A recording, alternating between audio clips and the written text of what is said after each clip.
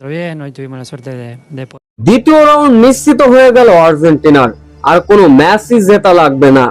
সমীকরণ মিলিয়ে যা বললেন মেসির বন্ধু ডি মারিয়া, যে সহজ সমীকরণে দ্বিতীয় রাউন্ড নিশ্চিত হয়ে গেল আর্জেন্টিনার। চলুন এক নজরে প্রতিবেদন আর সমীকরণ মিলিয়ে নেওয়া যাক। বিশ্ব চ্যাম্পিয়ন আর্জেন্টিনা বিশ্ব চ্যাম্পিয়নদের মতনই শুরু করলেন।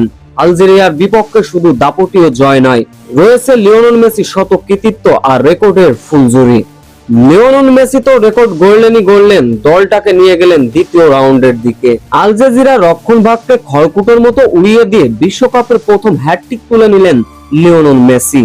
ম্যাচের ৭৬ মিনিটে আলজেরিয়ার জালে বল পাঠিয়ে হ্যাটট্রিক পূরণ করার পাশাপাশি ফুটবলারের রাজকীয় রেকর্ডের এভারেস্টে পা রেখেছেন আর্জেন্টাইন অধিনায়ক লিওনেল মেসি।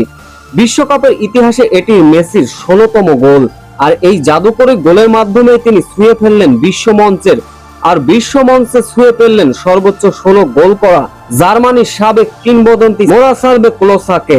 বিশ্বকাপের আসরে এখন যৌথভাবে সর্বাধিক গোলদাতা মেসি। এতদিন এই পর্যন্ত এককভাবে এই অর্জনের মালিক ছিলেন ক্লোসা।